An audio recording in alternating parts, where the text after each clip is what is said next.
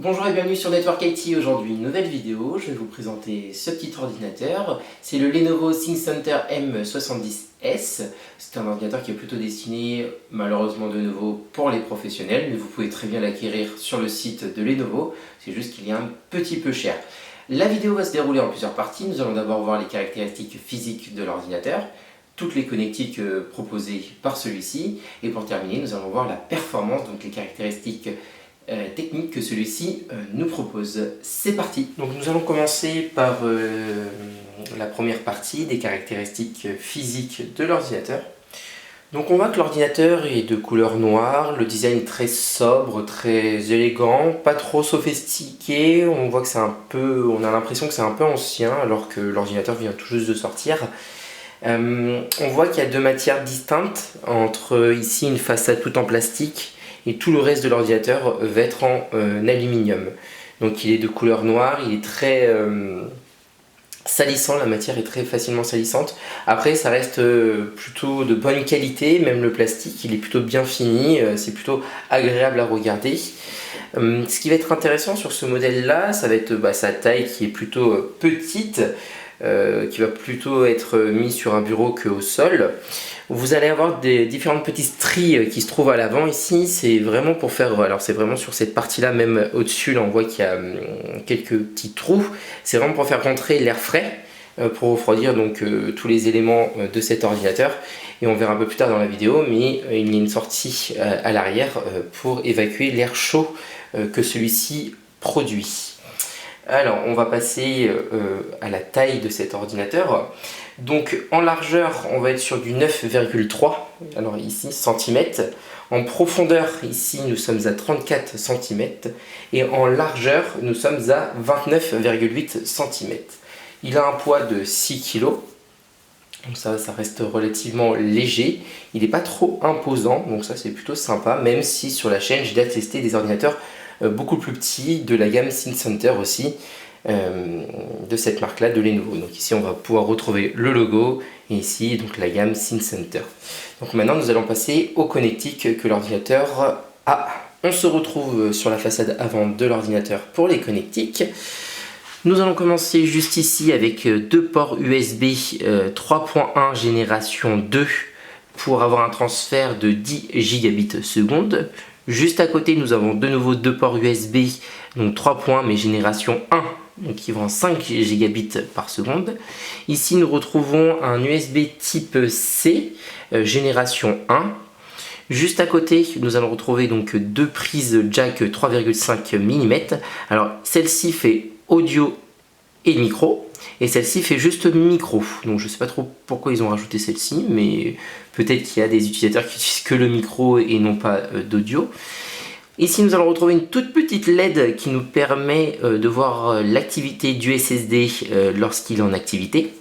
Ici nous avons donc le bouton marche arrêt de l'ordinateur, donc quand il est allumé il y a une petite diode blanche qui s'allume, et juste ici donc nous avons cette option là d'un lecteur CD DVD, donc bon, c'est plutôt sympa, c'est bien intégré. Ici en gros nous avons le logo ThinkCentre et quand il est allumé la petite LED rouge s'allume.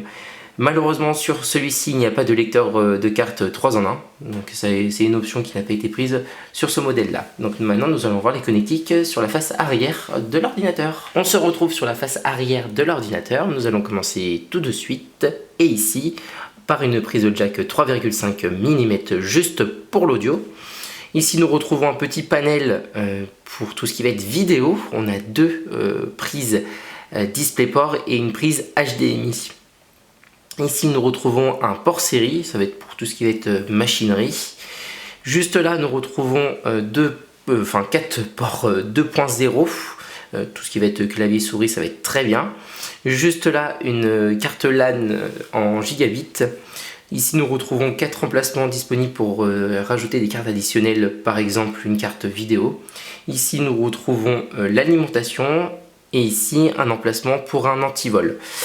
L'air chaud sort par ici, donc ça c'est bien, au moins l'ordinateur respire vu que l'air frais rentre par l'avant. Maintenant je vais ouvrir l'ordinateur et on va voir ce qui s'y passe à l'intérieur.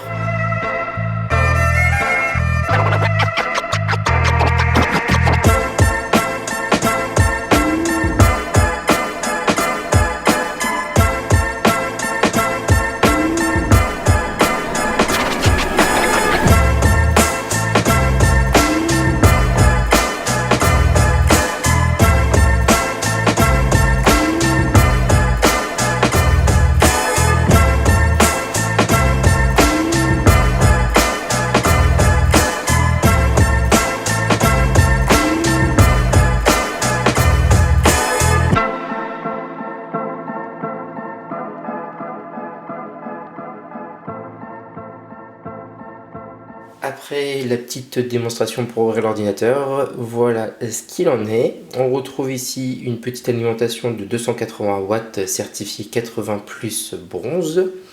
Juste ici, nous avons un super SSD en M2, en NVMe. Vous allez voir tout ce qui est taux d'écriture et lecture sont plutôt intéressants. Juste là, on a un deuxième emplacement M2. Malheureusement, l'option n'a pas été prise, mais on peut mettre une carte Wi-Fi ou un deuxième SSD. Donc bon, au moins l'option est disponible. Juste là, nous retrouvons deux ports PCI, donc celui-ci en 1X et celui en 16X, où vous allez pouvoir mettre une petite carte graphique si vous avez besoin de puissance graphique. Juste là, nous retrouvons tout le système de ventilation que Lenovo a conçu, ou même les concurrents ont aussi conçu pour refroidir le processeur, donc ça c'est plutôt pas mal. Juste là, on retrouve 4 slots pour la mémoire RAM. Je m'attendais à en avoir que 2, mais là, c'est super, il y en a 4. Là, nous avons tout ce qui est alimentation. On retrouve 3 SATA de disponibles. Alors nous en avons un pour le lecteur CD et pour le deuxième. Juste là, nous avons un emplacement pour disque dur 3 pouces 5 ou pour SSD avec adaptateur que vous pouvez mettre juste ici. Donc ça, c'est top. Alors l'option n'a pas été prise non plus sur ce poste-là, mais vous avez la possibilité. Et en plus, ils vous fournissent un câble SATA et un câble d'alimentation. Donc ça, c'est sympa. Et le dernier petit truc, vous allez avoir un tweeter. Alors le son n'est vraiment pas exceptionnel, mais au moins, il est présent. Donc maintenant, nous allons voir les caractéristiques techniques que l'ordinateur nous propose. Nous allons voir à présent la puissance qui nous est délivrée par cet ordinateur. Alors dernièrement sur la chaîne, j'ai pu filmer différents Lenovo ThinkCenter et vraiment on est sur des bons processeurs. Ils choisissent bien leur processeur Intel chez Lenovo. Alors là on est sur un Intel Core i5 10400 en 2,90 GHz et lorsqu'on demande un peu plus de puissance, on a un turbo boost qui monte jusqu'à 4,30 GHz. On est sur un petit nom très mignon qui est Comet Lake. Mon anglais est parfait, j'en suis désolé. En processeur, donc en core, on est à 6 corps et en thread, on est à 12. Donc 6 cœurs présents sur le processeur et en virtuel, nous sommes à 12. Donc plus on évolue en ce moment et plus les processeurs vraiment sont de plus en plus puissants. On va avoir aussi une lithographie de 14 nanomètres et sur le cache, on a 12 méga cache, ce qui est excellent. Lorsqu'on dépasse les 10, on va avoir vraiment un processeur qui tient la route. La carte mère, on est sur du Lenovo, le BIOS aussi. En mémoire, comme j'expliquais un peu plus tôt, on n'a qu'une seule barrette RAM, mais là en 8 Go DDR4. Alors, on a 4 slots disponibles, donc on peut monter jusqu'à 32 Go avec ce processeur-là et la configuration qui est disponible sur ce PC-là. Donc, on est en 2933, il y a une collab avec Samsung sur ce PC-là. Donc bon, très bien pour faire de la bureautique, mais si on veut la transformer en station graphique, ce qui est totalement possible, vous rajoutez une petite Nvidia Quadro dedans, un chouïa puissante et vous mettez un peu plus de RAM, franchement le PC il devient de bureautique à station graphique. Peut-être le processeur va bloquer au bout d'un moment, mais je pense qu'il y a moyen de faire des belles choses avec ce genre d'ordinateur. En parlant de graphisme, et ben là on a juste le chipset graphique qui est avec le poste. On peut passer sur GPU-Z, mais là malheureusement on n'aura pas forcément plus d'informations que ce que je viens de vous expliquer juste avant. On est sur un Comet Lake GT2. Sur les nano sur le nano on est à 14 nanomètres. C'est bien, je me répète. Et puis après, bon, on a plein de chiffres différents. On n'a pas des trucs de fou, quoi. On est en DDR4, 64 bits, voilà, quoi. C'est un chipset graphique. Maintenant, nous allons voir donc le SSD qui est dedans et la puissance de celui-ci. Nous allons voir à présent les caractéristiques techniques du SSD. Alors, on est sur une bonne petite marque, on est sur un Samsung en 256 Go, donc c'est bien, c'est parfait pour un PC de bureautique. On est sur du M2 en NVMe 1.3. On est aussi sur du PCIe 3.0. Voilà, il est top, hein, il fait vraiment le taf. En plus, c'est du M2, comme j'ai expliqué auparavant. En lecture, on est à 3388 et en écriture, on est à 2332 mégabits. Donc, bah, c'est vraiment top, hein. Tout ce qu'on fait sur le poste, c'est hyper fluide, hyper rapide. La RAM est pas plus sollicitée que ça, ni le SSD. Le combo, donc SSD. Bon, j'aurais mis un peu plus de RAM, je pense qu'à 16 Go de RAM et le pros qu'il y a dedans, vous avez un PC bureautique qui est excellent et qui va tenir dans la durée, facilement entre 3 et 8 ans sans problème. Je pense juste pour faire du Word, Excel et surfer sur Internet, c'est parfait. Après, il a un petit avantage, c'est qu'on peut le transformer facilement en station de travail. Pareil, on rajoute juste un peu plus de RAM et une carte graphique, vous allez voir, ça va faire le taf pendant 3-5 ans.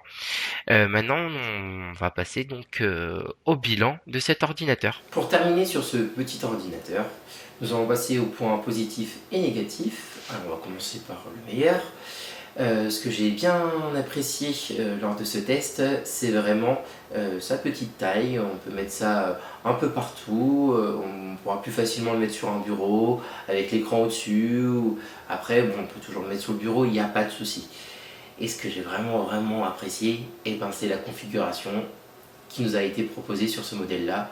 Le petit Core i5, 8 Go de RAM et surtout le SSD en M2. C'est top, ça marche super bien pour de la bureautique.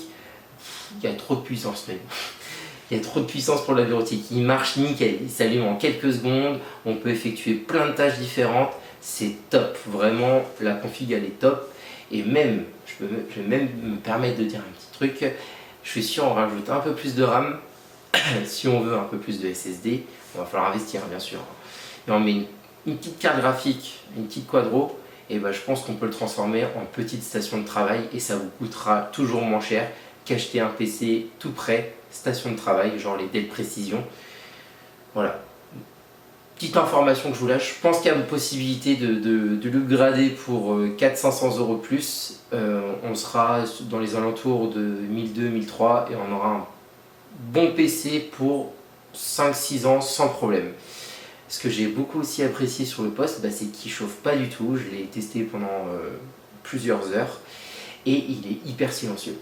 J'ai fait pas mal de surf internet, j'ai regardé pas mal de vidéos et tout ça et franchement il n'a pas bronché, aucun souci. Même en fonctionnement sous Windows 11, j'ai pas vu de bug ou quoi que ce soit. Il est tip top, franchement il est bien. Malheureusement on va avoir deux points négatifs.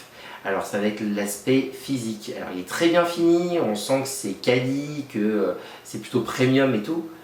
Malheureusement l'aspect là comme ça il est triste, il est super discret.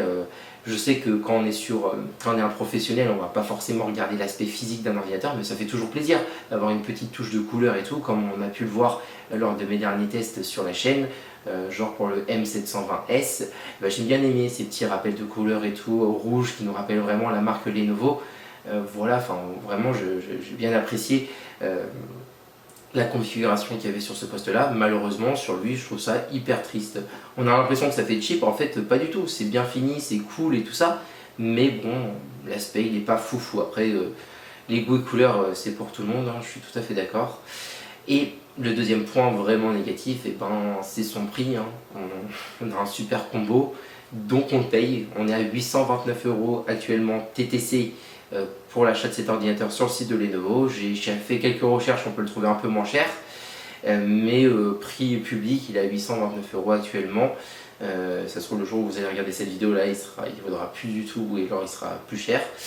Mais bon voilà, malheureusement ça va être vraiment que les deux points négatifs que j'ai trouvés, parce qu'autrement franchement il s'allume en quelques secondes, on peut faire plein de trucs en même temps. Hiroshi, pas du tout, je l'ai mis sur un serveur et tout ça. C'est un très bon PC de bureautique que vous payez malheureusement, mais voilà, il est vraiment top. Donc si la vidéo vous a bien plu, n'hésitez pas à mettre un petit like, abonnez-vous, je vois que ça monte de petit à petit, on n'est pas beaucoup, mais c'est cool, ça me fait plaisir. Et puis à bientôt pour de nouvelles vidéos sur Network IT.